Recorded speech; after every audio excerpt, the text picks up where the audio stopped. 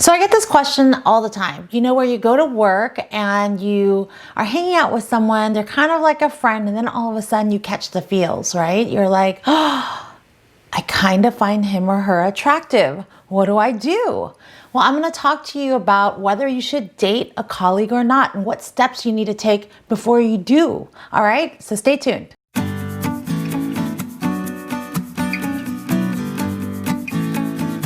And for more videos on how to take charge of your love life, hit the subscribe button and the notification bell. So relationships at work can be somewhat complicated. Why? Because there can be retaliation, there could be jealousy, there could be a lot of anger and vengeance. So we want to make sure we take the right steps before we engage in a relationship at work. In fact, there's a blog on Bustle that says 27% of people are meeting through the workplace. So yeah, I think it is a good place to meet people. Why? Because you have common values, you have similar skills, similar interests. Actually, I have a client that avoided dating someone in the workplace. That was a non-negotiable for her. Well, guess what? With the work that we did, and we eased her in to dating him, and now they're married. So they just got married this year. Yay! So these are the tips I'm going to share with you today. So first and foremost, you want to follow the regulations within your company.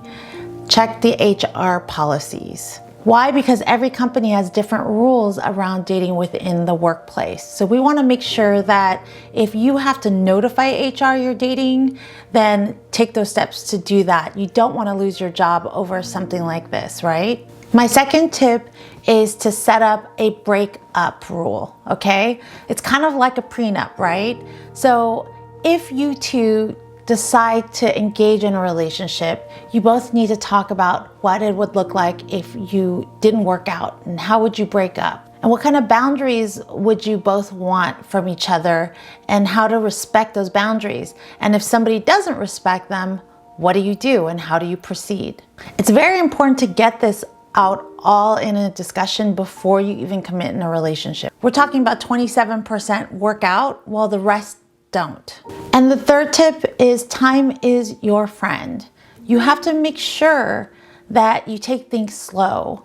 And dating in the workplace is really about bonding and creating a friendship and having more accountability towards each other. It's not like going out on a date on an app where you can just meet someone and then things move right along. Why? Because both of you have something to lose, your job possibly, or your freedom within your job. So you have to think ahead and take time for yourself. You're building a friendship with someone and you're hanging out with them a lot more. They have more accountability towards you and you towards them. Number 4 is to look out for the red flags on how they handle conflict with other people.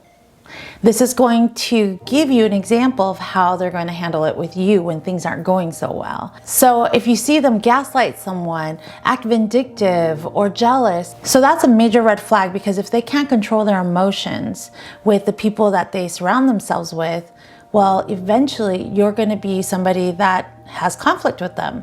How are they going to handle it with you? So you have to consider that before you even engage in a relationship. If you're seeing these red flags right away, do not ignore. Just consider being a friend. There are plenty of people out there that are available that are interested in meeting you. Listen, workplace romances can work as long as these boundaries are put up. So now I want to hear from you. Is there a person at work that you're crushing on? Please leave your comments, questions below. I do reply. And visit amythedatingcoach.com and send me a message if you'd like to. All right, look forward to seeing you in the next video. Thank you so much for joining me.